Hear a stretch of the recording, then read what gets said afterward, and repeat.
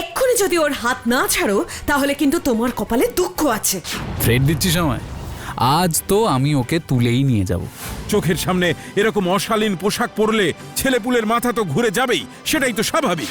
আপনি ওদের এই বিকৃত মানসিকতাকে এভাবে ডিফেন্ড করছেন। ভারতীয় পোশাক না পরলে কলেজ ক্যাম্পাসে কোনো মেয়েকে অ্যালাউ করা হবে না। এর একটা প্রতিবাদ আমাদের করতেই হবে। শাড়ি মোটামুটি সব বাঙালি মেয়েদেরই ভালোবাসা, কিন্তু একটা সময় ছিল যখন এই শাড়ি পরতেই আমি হিমশিম খেতাম। আজ আমার লাল ডায়েরি থেকে সেরকম সময়েরই একটা গল্প শোনাবো, যে গল্পে পোশাকই ছিল মূল ভূমিকায়। তখন আমার কলেজের ফার্স্ট ইয়ার। শাড়ির থেকে অন্য পোশাকেই বেশি স্বচ্ছন্দ। সেদিন আমি আর আমার বান্ধবী প্রিয়া ক্যাফেটেরিয়ায় বসে খাচ্ছিলাম। হঠাৎ কলেজের কয়েকটি ছেলে অদ্ভুত ব্যবহার শুরু করে।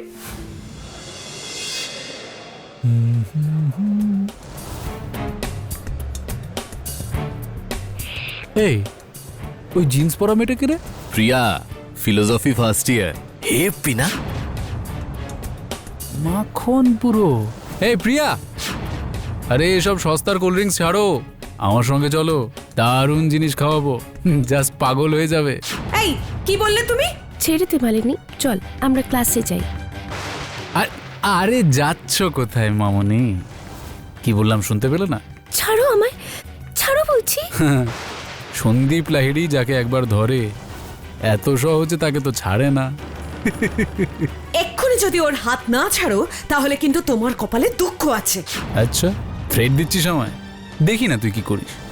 আজ তো আমি ওকে তুলেই নিয়ে যাব। এই চল আমার সঙ্গে। আরে চল। ছাড়ো আমায়। প্রিয়া! প্রিয়া যা বলছে তা কি সত্যি নাকি সন্দীপ? না স্যার, একদম সত্যি না। সত্যি না মানে? প্রিয়া মিথ্যে কথা বলেছে। তুমি ওর হাত ধরে টানোনি? হাত ধরে টানিনি স্যার, ও আমায় ভুল বুঝে চলে যাচ্ছিল বলে শুধু হাতটা ধরেছিলাম।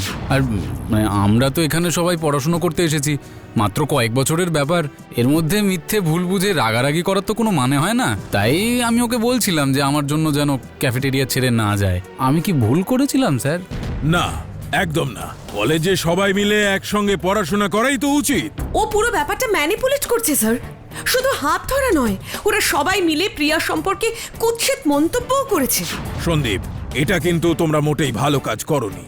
আর তোমাকেও বলি প্রিয়া, কলেজে আসছো, একটু ভদ্রসভ্য পোশাক পরে তো আসবে। এই রকম পোশাক পরলে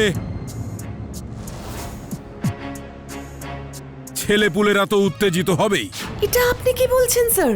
একজনের পোশাককে অন্যজনকে অসভ্যতা করার লাইসেন্স দেয়? আর তাছাড়া বাসে ট্রামে চলতে গেলে যে যেমন পোশাকে স্বচ্ছন্দ সেটাই তো পরবে। দেখো মালিনী, তুমি আর আমাকে সুবিধে অসুবিধে বোঝাতে এসো না। আমাদের সময়ে আমাদের বান্ধবীরা কলেজে পড়তো না, তারা তো শাড়ি পরেই আসতো, তাদের তো কোনো অসুবিধে হতো না। সেটাই যদি বলেন তাহলে তো আপনার সময় প্রিন্সিপাল, প্রফেসররা শুনেছি ধুতি পাঞ্জাবি পরে স্কুল কলেজে আসতেন। তাহলে আপনারাই বা শার্ট প্যান্ট পরে আসেন কেন? মালিনী, তোমার কিন্তু বড্ড সাহস। ছেলেরা আর মেয়েরা কি এক হলো? চোখের সামনে এরকম অশালীন পোশাক পরলে ছেলেপুলের মাথা তো ঘুরে যাবেই, সেটাই তো স্বাভাবিক। আপনি ওদের এই বিকৃত মানসিকতাকে এভাবে ডিফেন্ড করছেন। ও তার মানে এরকম ঘটনা আবারও এই কলেজে ঘটবে? না, ঘটবে না, আর সেই ব্যবস্থা আমি নেব।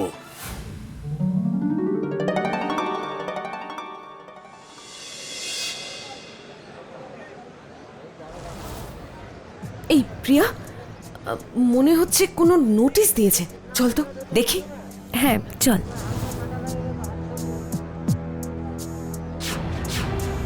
এসবের মানেটা কি? ভারতীয় পোশাক না পরলে কলেজ ক্যাম্পাসে কোনো মেয়েকে অ্যালাউ করা হবে না। তার মানে প্রিন্সিপাল স্যার কালকের ঘটনা আটকানোর জন্য এই সমাধান বার করেছেন। কি মামনি, নোটিশ দেখে মুড খারাপ? আরে মন খারাপ করো না, আমার তোমায় যে কোনো ড্রেসেই দেখতে ভালো লাগে। হ্যাঁ তাই সন্দীপের সাথে ঘুরতে যাওয়ার সময় তোমার যা ইচ্ছে তুমি তাই পরো, জানেমান। হ্যাঁ, শাট আপ! এর একটা প্রতিবাদ আমাদের করতেই হবে। কালকের ওই দুর্ঘটনার এই সমাধান হতে পারে না স্যার। আপনি দোষীকে শাস্তি না দিয়ে এরকম প্রাগৈতিহাসিক ফতোয়া জারি করছেন। আধুনিকতার নামে উচ্ছন্নে যাওয়ার থেকে প্রাগৈতিহাসিক হওয়া অনেক ভালো। আর তাছাড়া আমি যেখান থেকে ঘটনাটা দেখছি তাতে দোষী তো দুজনেই। আমি যেমন সন্দীপকে ওয়ার্নিং দিয়েছি, তেমন কলেজের মধ্যে মেয়েদের এমন অদ্ভুত পোশাক পরাটাও আমি বন্ধ করব। আমরা কিন্তু সবাই এখানে অ্যাডাল্ট। আর আপনি কেন? পোশাক আশাকের মতন ব্যক্তিগত ব্যাপারে কেউ কারুর মন্তব্য কারুর উপর চাপিয়ে দিতে পারে না। শোনো মালিনী, কলেজে পড়তে গেলে কলেজের ইনস্ট্রাকশন তো মানতেই হবে।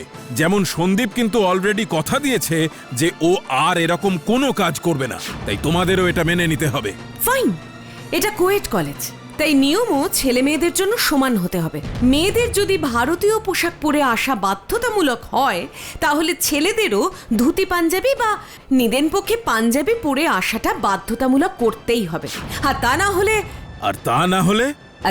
না হলে এই কলেজে শুধু ছেলেরাই পড়বে। যতদিন না পোশাকের ফতোয়া উঠবে, আমরা কেউ ক্লাসে যাব না। ঠিক আছে, তাহলে তাই হোক। আমার ক্লাসরুমে শুধু ছাত্ররাই পড়বে, তোমাদের ক্লাস করতে হবে না। ওরা আজও এলো না স্যার? আসবে কি, ওরা তো প্রতিবাদ করতেই ব্যস্ত। ভাবছে দুদিন ক্লাস না করে গেটের বাইরে ধর্ণা দিলেই স্যার ভয় পেয়ে যাবে। কোনো ম্যানার্স নেই সত্যি। Sandeep, behave yourself. স্টুডেন্ট লাইফে ছাত্রছাত্রীরা একটু সেন্টিমেন্টাল হয়। আমাদের কথায় ওদের খারাপ লেগেছে, তাই অভিমান হয়েছে। এটা সেই অভিমানেরই বহিঃপ্রকাশ। আর সত্যি বলতে ওদের এই ব্যবহারে, স্পেশালি মালিনীর অ্যাক্টিভিটিতে আমি খুশি হয়েছি। হ্যাঁ, ওরা আপনার কথা না শুনে ক্লাস বয়কট করছে আর আপনি খুশি? হ্যাঁ, খুশি। কারণ ওরা যেটা ন্যায় বলে মনে করেছে সেটার বিরুদ্ধে মুখ খুলেছে, প্রতিবাদ করেছে। হয়তো আমার কথাটা ওরা এখনো বুঝতে পারছে না, কিন্তু একে অপরের জন্য যে মানসিকতাটা দেখাচ্ছে সেটা সত্যিই প্রশংসনীয়। কিন্তু স্যার, ওরা তো নোটিশ মানছে না। আসলে এটাকে বলে কনফ্লিক্ট অফ ওপিনিয়ন। এটা তো হতেই পারে, কিন্তু আমি নিশ্চিত ইভেন্চুয়ালি ওরা আমার নেওয়া স্টেপটাকে অ্যাপ্রিশিয়েট করবে, বুঝতে পারবে যে আমি যে সিদ্ধান্তটা নিয়েছি তাতে সবার ভালোই হবে। মালিনী দাঁড়া। উফ, তাড়াতাড়ি বলো মা, আজ একটু তাড়া আছে। মহিলা কমিশনের অফিসে যেতে হবে। এবার একটু প্রেসার ক্রিয়েট করতেই হবে। কিচ্ছু করতে হবে না, তোমার বাবা তোমাকে কলেজ যেতে বারণ করেছে। এটা তুমি কি বলছো মা? আমি না গেলে তো এই আন্দোলনটা মাঝপথে থেমে যাবে। আমি ওসব জানি না। আমি তোমায় কোনো ঝামেলায় পড়তে দেব না। কলেজে ভর্তি করেছি পড়াশুনো করার জন্য। মা, কলেজে সেই পড়াশোনাটাই তো শান্তিতে করতে পারছি না, আর সেই শান্তি ফিরিয়ে আনার জন্যই তো আমাদের এই লড়াই। কিন্তু এতে যদি তুই কোনো বিপদে পড়িস?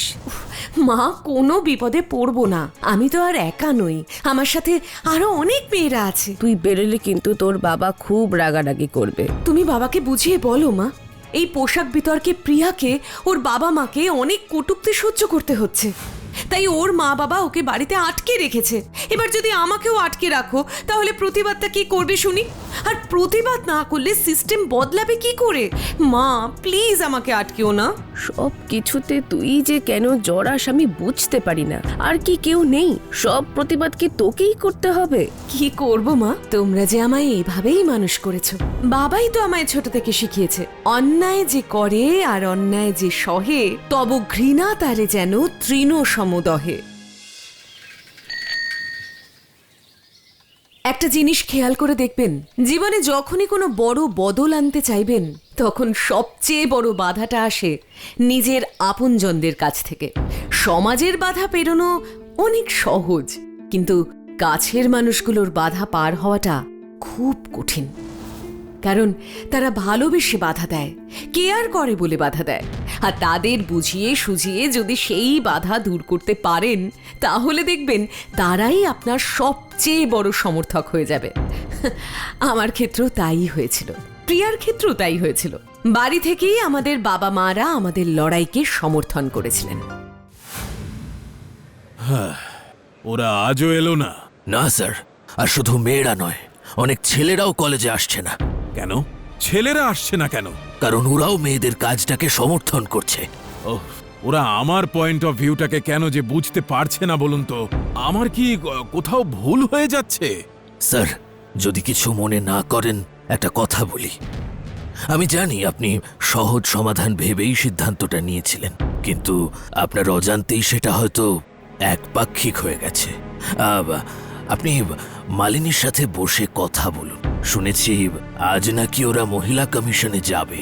ব্যাপারটা এসকেলেট করলে কিন্তু কলেজের রেপুটেশন নষ্ট হয়ে যেতে পারে স্যার। মালিনী আবার কি বলতে এসেছে? সবটা শুনে সন্দীপকে জানাতে হবে। শুধু একটা পোশাকের জন্য এত কাণ্ড করলে মালিনী? পোশাকের জন্য নয় স্যার, ব্যক্তিগত স্বাধীনতার জন্য। আর আপনি তো জানেন স্বাধীনতার কোনো ছোট বড় হয় না। আমি কিন্তু কোনো পোশাককেই ছোট করতে চাইনি, লজ্জা নিবারণ করতে পারলেই যথেষ্ট।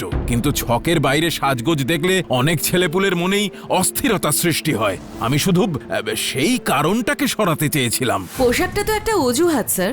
যার মনে ময়লা সে অসভ্যতা করার জন্য কোনো না কোনো অজুহাত ঠিক খুঁজে নেবে। প্রতিদিন ট্রামে বাসে কত শাড়ি পরা মহিলার শরীরে নোংরা ছোঁয়া লাগছে আপনি জানেন? শাড়ি বলে কি তারা পার পাচ্ছে? না, বরং সেই উন্মত্ত জন্তুগুলোর হয়তো খানিকটা সুবিধেই হচ্ছে। তারপর কাগজ খুললে প্রতিদিন কত ধর্ষণ মলেস্টেশনের খবর ছাপা হচ্ছে। তারা কি সবাই আধুনিক পোশাক পরিহিতা? তাই তো। আসলে আমি এটা এভাবে ভেবে দেখিনি। স্যার, বদলাতে যদি হয় তাহলে ওই মানুষগুলোর নোংরা মানসিকতা বদলাতে হবে, সমাজের দৃষ্টিভঙ্গি বদলাতে হবে, মেয়েদের পোশাক নয়। তুমি ঠিকই বলেছ মালিনী। উদ্দেশ্য ঠিক থাকলেও আমার পদ্ধতিতে গলদ ছিল। আমি আমার নোটিশ তুলে নিচ্ছি, তোমরা সবাই আবার ক্লাসে জয়েন করো। স্যার, আরেকটা ব্যাপার, শুধু নোটিশ তুলে নিলেই হবে না। সন্দীপ সৌনকরা যে অন্যায় করেছে তার একটা শাস্তি ওদের পেতেই হবে। না হলে কিন্তু ওদের এই ব্যবহারটাই নর্মাল বলে মেনে নেওয়া হবে। সন্দীপ, সৌনক ওরা ভালো ছেলে মালিনী। আমার মনে হচ্ছে তোমার বুঝতে কোথাও ভুল হচ্ছে। ওরা হয়তো বন্ধু হিসেবে তোমাদের সঙ্গে ঠাট্টা করেছিল। বেশ, তাহলে একটা এনকোয়ারি কমিশন বসান, ওরাই খতিয়ে বের করুক ওদের আসল উদ্দেশ্যটা কি ছিল। আমাদের বিরুদ্ধে কমিশন বসলে তো সব ফাঁস হয়ে যাবে। শোন, ফাঁস হওয়ার আগেই আমাদের সবার অ্যাটেনশন অন্যদিকে ঘুরিয়ে দিতে হবে। মানে মানে মানে প্রিন্সি কলেজ থেকে বেরিয়ে গেছে? না, এখনো বেরোয়নি, তবে গেটের দিকে যেতে দেখলাম। ঠিক আছে, শিগগির চল।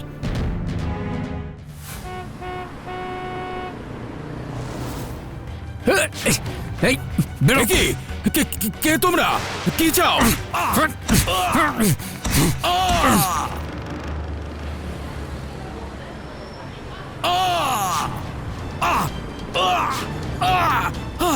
ছেড়ে দাও, ছেড়ে দাও আমাকে। প্রিন্সিপাল স্যারের গলা না? হ্যাঁ, তাই তো। ছেড়ে দাও, হারি আপ। ছেড়ে দাও আমাকে। স্যার, স্যার,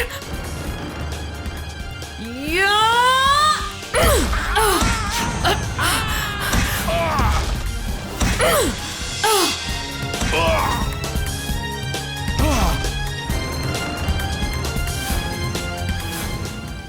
বল তোরা কারা, কেন মারতে এসেছিলি স্যারকে? বল। এ কি সন্দীপ, সৌনক, তোমরা তোমরা আমাকে মারতে এসেছিলে? আমরা ভয় পেয়ে গিয়েছিলাম স্যার।